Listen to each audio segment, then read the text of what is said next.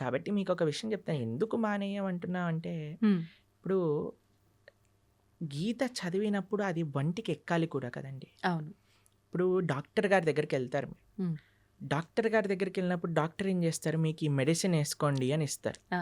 దాంతో పాటు ఇవివి తినకూడదు అని ఒక లిస్ట్ ఇస్తారు మనకి. అవును ప్రభుజీ. డాక్టర్ ఏమంటాడంటే, హ్మ్. ఇవి తినటం ఆపేస్తేనే హ్మ్. నీకీ మెడిసిన్ పనిచేస్తది. అవునా? కాదా? అవును. చెప్పండి. అవును. ఇప్పుడు మీరు నాకు అడిగారనుకోండి, ప్రభుజీ మెడిసిన్ మెయినా? ఇవి ఆపేయటం మెయినా? అని నేను మిమ్మల్ని అడిగాననుకోండి, మీరేం చెప్తారండి? మెడిసినే మెయిన్ అని చెప్తా నేను. మెడిసినే మెయినా? హ్మ్. ఆపటం మెయిన్ కాదు కదా? కాదు. దాని బదులు ఇంకో ఫుడ్ తినొచ్చు. కానీ మెడిసిన్ ఆపితే అది తగ్గదు గదా ప్రభుజీ. ఆహా! ఆ! నేను అడిగే ప్రశ్న ఏంటి హ్మ్. అంటే, హ్మ్. ఇప్పుడు ఈ మెడిసిన్ మెయిన్ అనుకున్నాం అనుకోండి, ఆ! ఈ మెడిసిన్ ఏసుకుంటూ డాక్టర్ తినొద్దు అన్న విషయాలు కూడా తింటూ ఉన్నామనుకోండి, మనకి మెడిసిన్ శరీరం పైన పనిచేస్తదా? పని చేయదు. 2 మెయినే కదా! అవును. ఎంత మెడిసిన్ మెయినో, హ్మ్. హ్మ్. అంతే పథ్యం కూడా మెయిన్. మెయిన్. అవును. అవునా కదా? అవును. అలానే ఎంత మనం గీత చదవటం ముఖ్యమో, హ్మ్. అంతగా ఏవైతే గీత వద్దు అని అంటుందో వాటిని దూరంగా పెట్టడం కూడా ముఖ్యమే. ఓకే. మనం ఓకే. ఎప్పుడైతే మాంసాహారం, మద్యం, మాదక ద్రవ్యాలు, హ్మ్. జూదం ఆపటం వల్ల ఏమవుతుంది అంటే, హ్మ్. మెడిసిన్ ఏదైతే మనం తీసుకుంటున్నా, గీత అధ్యయనం చేస్తున్నామో, జపం చేస్తున్నామో, పూజ చేస్తున్నామో, ఆరాధన చేస్తున్నామో, హ్మ్. అది మనకి ఒంటికెక్కుతుంది. ఓకే. మనకి ఏంటి తత్వము అని అర్థం అవుతుంది. హ్మ్. లేకపోతే హ్మ్. అర్థం కాదు. హ్మ్. ఎందుకంటే ఈ డీపర్ స్పిరిచువల్ సైన్సెస్ అర్థం చేసుకోవాలంటే మనం సత్వగుణంలోకి రావాలి. హ్మ్. సత్వగుణం అంటే ఎటువంటి జీవహింస, ప్రాణిహింస, స్వయం హింస. ఇప్పుడు చూడండి, మాంసాహారం తినటం అంటే వేరే వాడిని హింసించటం. అవును. మాదక ద్రవ్యాలు, సిగరెట్, మందు. ఇప్పుడు చూడండి, ఈ శాస్త్రం వరకు చెప్పాల్సిన అవసరం లేదండి. హ్మ్. సిగరెట్ డబ్బా పైనే చూపిస్తుంది స్మోకింగ్ కాజెస్ క్యాన్సర్ అని. అవును. మీరు సినిమాలలో ఒక చిన్న మందు బాటిల్ చూపించాడంటే పక్కన smoking and drinking is dangerous to health అని అంటారు. అవును ప్రభుజీ. ఒకటి, మీరు వేరే వాళ్ళనైనా హింసిస్తున్నారు, మీ శరీరాన్ని మీరు స్వయంగానే హింస హ్మ్. పెట్టుకుంటున్నారు. ఎక్కడైతే హింస ఉన్నదో హ్మ్. అక్కడ ధర్మం ఉండలేదు. ఆ! మొన్న మేము ఒక విషయంలో చెప్తున్నాం అనమాట. హిందూ అంటే అర్థమే హ్మ్. హింసకి ఎంతో దూరంగా ఉండేవాడే హిందువు. హ్మ్. అది హిందువు యొక్క అర్థం. ఓకే. ఓకే. కాబట్టి మాంసాహారం తిని గీత చదవచ్చా అని హ్మ్. అంటే ఫస్ట్ మాంసాహారం చేయండి. హ్మ్. ఇప్పుడు ధనుర్మాసం వస్తుంది, తర్వాత కొత్త సంవత్సరం వస్తుంది. ఒక ఆ! సంకల్పం తీసుకోండి. ఎవరైనా అంటారండి మేము తినకపోతే చచ్చిపోతామని? అలాంటి వాళ్ళు ఎవరైనా ఉంటారా అండి? లేదు. లేదు కదా! లేదు. అదేమి, నేను ఇప్పుడు ఊపిరి పీల్చుకుపోతే చచ్చిపోతాను అని అంటే ఓకే, పర్వాలేదయ్యా, ఊపిరి పీల్చుకో అని చెప్తా. అవును. నీళ్ళు తాగకపోతే చచ్చిపోతాము, సరే పర్వాలేదు, అది కూడా ఒప్పుకుంటా. నేను వేరే ప్రాణిని చంపి తినకపోతే చచ్చిపోతాను అనేవాడు ఉంటాడా అండి ఎవరైనా? లేదు. లేరు కదా! ఉండరు. కాబట్టి అది నీ ప్రాణం పైకి రావట్లేదు. హ్మ్. కాబట్టి వేరే వాళ్ళ ప్రాణం తీయకు. హ్మ్. హ్మ్. కాబట్టి మనం ఒక సంకల్పం తీసుకుందాం. హ్మ్. మంచిగా ధార్మికంగా ఉండడానికి ప్రయత్నం చేద్దాం. హ్మ్. ఎందుకు మీకు ఈ విషయాలు చెప్తున్నానంటే, ఒకళ్ళు ఇటీవల మాకు చెప్పారు, ఒక కంపెనీలో పనిచేసే 250 మంది ఎంప్లాయీస్ ఆ! మన వీడియోస్ వల్ల మాంసాహారాన్ని మానేసిన వాళ్ళు ఉన్నారు. అవును. అవును. కాబట్టి అందుకోసమే మనం మళ్ళీ చెప్తున్నాం. ఎందుకంటే జనాలకి పాపం తెలీదు. ఇప్పుడు ఉండే ప్రవచనకర్తలు కూడా ఎలా తయారయ్యారంటే, ఏం తిన్నా పర్వాలేదు, మీరేం చేసినా అంతే. పర్వాలేదు, అన్నీ వీటికి వాటికి సంబంధం లేదు, అది ఇది అంటున్నారు. అవును. కానీ అలాంటి వాళ్ళు ఉన్నప్పుడు మనకి ధర్మం ఏంటో తెలిసినప్పుడు మనం కరెక్ట్‌గా చెప్పాలి కదా! అది హ్మ్. మన హ్మ్. కర్తవ్యం కదండీ! అవును ప్రభుజీ. కాబట్టి అందుకోసం చెప్తున్నాను. హ్మ్. హ్మ్. కాబట్టి మంచిగా ధార్మికంగా ఉండండి. మంచి భగవంతుడి యొక్క కృప పొందే విధంగా ఉండాలి. హ్మ్. కాబట్టి గీత చదవండి. గీత చదివిన విషయాలు ఎప్పుడైతే మనం అర్థం చేసుకుంటామో అప్పుడు మన చెడలవాట్లన్నీ కూడా ఒకదాని తర్వాత ఒకటి పోతాయి. హ్మ్. దాంట్లో ఎటువంటి సందేహం లేదు. ప్రభుజీ, ఇప్పుడు ఆహార నియమాలైతే పాటించాలి ఆధ్యాత్మికంగా మనం ఉన్నప్పుడు, మన ధర్మ ప్రకారంగా శాస్త్రంలో ఏం చెప్పబడిందో అని అన్నారు. అయితే ఆహార నియమాలు పాటించడం వరకు ఓకే గానీ, ఆహారం కూడా తినకుండా అంటే ఉపవాసం. తినకుండా పూజలు చేయమని అలా ఉందా మన ధర్మంలో అంటే ఏం చెప్తారు? మీకో విషయం తెలుసా? ఇప్పుడు ఒక పెద్ద థియరీ నడుస్తుంది. మీరు ఇంటర్నెట్‌లో చూడండి ఈ విషయం గురించి. హ్మ్. ఎంత మనం తక్కువ తింటే అంత మన ఆరోగ్యం బావుంటది అని. అవును. మీకు ఒక సైంటిస్ట్, అవార్డ్ విన్నింగ్ సైంటిస్ట్ ప్రతిపాదన చేసింది. 15 రోజులకు ఒకసారి కానీ ఉపవాసం ఉంటే మొత్తం క్యాన్సర్ సెల్స్‌ని తినేస్తుంది బాడీ అని. ఫుల్ బాడీ డీటాక్స్ అయిపోతుంది అని. హ్మ్. 15 రోజులకు ఒకసారి వచ్చేది ఏకాదశి. ఏకాదశి. మనం ఏకాదశి ఉపవాసం ఉండండిరా అంటే, దేవుడు అలా ఉండమన్నాడా? ఆ! ఇది చేయమన్నాడా? అని అంటారు. కానీ వెస్టర్న్ సైంటిస్ట్ వచ్చి do this fasting and you will be cancer cells will be gone అనగానే ఓ వా అని అంటారు మన వాళ్ళు. అది మన దగ్గర ఉండే ఒక మూర్ఖత్వం అంటారు చూడండి, అమాయకత్వము, అజ్ఞానము అని అనొచ్చు మనం.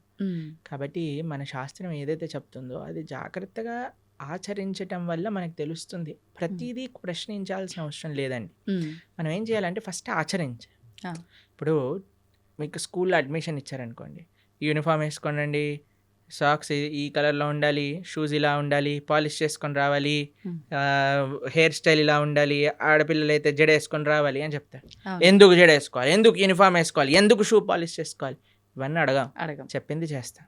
చెప్పినప్పుడు స్కూల్లోకి వెళ్ళినప్పుడు ఓ ఇది అందరూ కామన్గా ఉండడానికి, ఇది డిసిప్లిన్గా ఉండడానికి, మనకి బాధ్యత నేర్పించడానికి, క్లీన్లీనెస్ నేర్పించడానికి, ఒక యునైటెడ్ కాన్షియస్నెస్ రావడానికి, ఇవన్నీ ఎప్పుడు వస్తాయి? ఆచరిస్తూ ఉన్నప్పుడు, 10 మందిని చూస్తున్నప్పుడు వస్తాయి. కానీ మన లోపల ఏమైపోయింది, ఫస్ట్ ఏం చేయాలన్నా సరే ప్రశ్నించడం ప్రారంభం చేసాం. ఇది చేయండి రా, ఎందుకు చేయాలి, ఇది చేస్తేనే దేవుడు కరుణిస్తాడా, ఇది చేస్తేనే ఇది అవుతుందా, లేకపోతే అవ్వదా? ప్రతిదానికి ఆన్సర్ ఉంటుందండి. కానీ ఎవరికి చెప్తాము? ఎవరైతే వినయంగా ఆచరిస్తున్నారో అటువంటి వారికి చెప్పచ్చు. మూర్ఖంగా వాదించే వాడికి చెప్పలేము. కాబట్టి ఉపవాసం ఎందుకోసము, ఇలా వ్రతం ఎందుకోసము, లేదా ఒక పూజా విధానం ఎందుకోసము అని అంటే అది మనల్ని భగవంతుడి దగ్గరికి తీసుకెళ్తుంది. భగవత్ ప్రీత్యర్థం, మన ఆరోగ్యం బాగుండటం, ఇవన్నీ సెకండరీ. కొన్ని నియమాలు శాస్త్రములు చెప్పాయి, ఈరోజు ఇలా ఉండండి, ఈరోజు ఇలా ఉండండి అని. మన పెద్దలు చెప్పిన మాట, పెద్దల మాట పెరగన్న మూట అంటాం కదండి.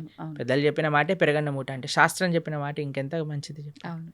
కాబట్టి ఆచరించడం ప్రధానం. ఒకసారి ఆచరించడం ప్రారంభం చేస్తే మనకి ఎవరిని అడగకుండా తెలిసిపోతుంది ఎందుకు చేయమన్నారు, ఏంటి ఆ బెనిఫిట్స్ మనమే చూస్తాం. ఇప్పుడు ఒక ఆహార నియమాన్ని చెప్పామనుకోండి, దాన్ని ఆచరిస్తూ ఉన్నప్పుడు కన్సిస్టెంట్గా మనకు తెలుస్తుంది, అరే మన జీవితం ఎలా మారింది, మన క్లారిటీ ఆఫ్ మైండ్, థాట్, మన జీవన శైలి, మనం మాట్లాడే విధానం, మన ఆలోచనలు, మన స్ట్రెస్, మన డిప్రెషన్, మన యాంగర్, అవన్నీ ఎట్లా తగ్గుతుంది. లేదు నాకు ప్రూవ్ చేయి తర్వాత మానేస్తానంటే ఎలా చెప్పండి? కాదు కదా. ఇప్పుడు నువ్వు ఇప్పుడు ఇంజనీరింగ్ కాలేజ్లో ఒకటి జాయిన్ అవుతున్నాడు, నాకు జాబ్ ఇస్తేనే నేను జాయిన్ అవుతా అంటాడా? నువ్వు జాయిన్ అవ్వు, నువ్వు చదువు, అప్పుడు నీకు జాబ్ వస్తుంది, అంతే కదా. ఫస్ట్ నాకు ప్లేస్మెంట్ ఇవ్వు తర్వాత జాయిన్ అవుతానంటే ఎలా అండి? ఫస్ట్ నువ్వు జాయిన్ అవ్వు, ప్రాసెస్ని ఫాలో అవ్వు, అప్పుడు మొత్తం క్లియర్గా వస్తుంది. అయితే ప్రభుజీ నాది ఒక చిన్న డౌట్, అంటే ఇలా ఆలోచించడానికి కారణం ఇది అయి ఉంటుందేమో అని. కొన్ని అంటే ఇప్పుడు సైంటిఫిక్గా ప్రూవ్ చేసిన తర్వాత మీరు చెప్పినట్టుగా నమ్ముతున్నారు అంటే అది మనకి ఎప్పుడో ఉంది శాస్త్రాల్లో. కానీ మన శాస్త్రాలు పురాణాల విషయానికి వస్తే కొన్ని వేల లక్షల సంవత్సరాల క్రింద నుంచి ఉన్నవి అని చెప్తారు. కానీ అంటే ప్రతిదానికి కూడా ఒక నిర్దిష్టమైన అంటే ఇది టైము, ఇప్పుడు రచించారు, లేకపోతే ఇప్పుడు రాశారు, ఇప్పుడు నుంచి ఉంది అని నిర్దిష్టమైన ఒక సమయం లేదు. అందుకని చెప్పి నిర్దిష్టమైన సమయం ఉంటుందండి, ఎందుకంటే దానికి నిర్దిష్టమైన సమయమే లేదు, అనాదిగా వస్తుంది. భగవంతుడు ఉన్నప్పటి నుంచి జ్ఞానం ఉన్నది. భగవంతుడు బ్రహ్మకు ఉపదేశం చేశారు వేదాలు. ఎప్పుడని ఎలా చెప్తాం? ఆది అని అంటాం. అవును, ఆదికి టైం ఇన్ఫినిటీకి ఎప్పుడు అయిపోతుంది? ఇన్ఫినిటీ చెప్పండి అంటే ఎలా అంటాం? చెప్పలేం. అలానే ఒక స్టార్టింగ్ పాయింట్ అంటూ లేదండి. కొన్ని విషయాలకు చెప్పచ్చు. భగవద్గీత 5000 సంవత్సరాలు అయింది, ఎందుకంటే కృష్ణుడు ఆవిర్భావం అప్పుడైంది. కృష్ణుడు 125 సంవత్సరాలు ఉన్నప్పుడు అర్జునుడికి భగవద్గీత ఉపదేశం చేశారు. ద్వాపర యుగం అయిపోయింది, కలియుగం స్టార్ట్ అయిపోయింది. కాబట్టి సుమారుగా ఇన్ని సంవత్సరాలు. ఇప్పుడు కృష్ణుడు పుట్టినరోజు ఏదైతే కృష్ణాష్టమి చేసుకుంటారో అప్పుడు రాస్తారు 5000 ఇన్నో సంవత్సర జన్మాష్టమి అని. కొన్ని నిర్దేశం ఉంది, కానీ అపౌరుషేయమైన వేదములకు ఎలా చెప్తాను చెప్పండి. వ్యాసుల వారు 5000 సంవత్సరాల క్రితం వేద విభజనను చేశారు. అన్ని ఎంతో పైలప్గా ఉన్న వేదాలన్నింటినీ 4 కేటగిరీస్గా చేసి చక్కగా ఈజీగా అండర్స్టాండ్ అయ్యే విధంగా మనకు అందించారు. కాబట్టి దానికి ఒక లెక్క ఉంది. ఓకే, కాబట్టి అన్నిటినీ, అందుకే ఇందాక అన్నట్టుగా మనము ఇప్పుడు టీచర్ ఇక్కడ అమెరికా ఉంది అని మనం మ్యాప్లో చూపించేసింది అనుకోండి, వెళ్ళొచ్చాక నమ్మం కదండి. అమెరికా ఉంది అంటే అమెరికా ఉంది. ఇప్పుడు ఎగ్జామ్ పేపర్లో ఈ కాంటినెంట్ ఏంటి, అమెరికా రాసిస్తాం. కానీ టీచర్ని అడగమను ఏంటి ప్రూఫ్ చూపించమని. కాబట్టి శాస్త్రాన్ని మనం యథాతథంగా ఫస్ట్ మనం కొద్దిగా నమ్మకాన్ని ఇన్వెస్ట్ చేసినప్పుడు ఆ నమ్మకం బట్టి మనకి ఆ శాస్త్రం అనేది ప్రస్ఫుటితం అవుతుంది, మన మనసులో గోచరం అవుతుంది, మనకి విషయాలు తెలుస్తూ ఉంటాయి. దానికి భాగవతోత్తముల యొక్క సాంగత్యం, సద్వైష్ణవ ఆచార్యుల యొక్క సాంగత్యం, గురువుల యొక్క సాంగత్యం, పరంపరాగతమైన గురు పరంపర యొక్క సాంగత్యం ఎప్పుడైతే దొరుకుతుందో అప్పుడు మన మిగతా విషయాలన్నీ కూడా మనకు తెలుస్తాయి. ప్రభుజీ గీతని ఉపనిషత్తు అని అంటుంటారు. ఎందుకని ఉపనిషత్తు అంటారు? ఉపనిషత్తులో ఉండే జ్ఞానం అంతా కూడా గీతలో ఉన్నది. హ్మ్. ఇప్పుడు చూడండి, మీరు పాలు తీసుకున్నారనుకోండి, ఓ 10 లీటర్ల పాలు తీసుకున్నారు. హ్మ్. దాన్ని బాగా మీరు వేడి చేస్తూ ఉన్నారనుకోండి, కొద్దిసేపు అయ్యాక ఎర్రగా మారుతాయి. అవును. దాని తర్వాత ఇంకా చాలా కండెన్స్ అయిపోతుంది. దాన్ని రబడీ అంటారు. తెలుసా? మీరు రబడీ తిన్నారా ఎప్పుడైనా? రబడీ చాలా కండెన్స్ అయిపోయింది అనుకోండి, ఖోవా అయిపోతుంది. ఖోవాతో బిల్లలు చేశారనుకోండి, చాలా అద్భుతంగా ఉంటుంది. ఖోవా బిల్లలు తిన్నారా అవును, ఎప్పుడైనా? తిన్నాను. చూడండి, ఇంత పాలు కండెన్స్ అయ్యి రబడీ అయ్యి, రబడీ కండెన్స్ అయితే కోవా బిల్లలు కోవా. అయ్యాను అనుకోండి, ఎంత స్వీట్గా ఉంటుంది. అవును. అలా శాస్త్రములు ఎన్నో ఉన్నాయి.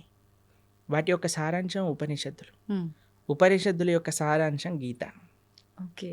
సర్వోపనిషదో గావో దోగ్ధా గోపాలనందన.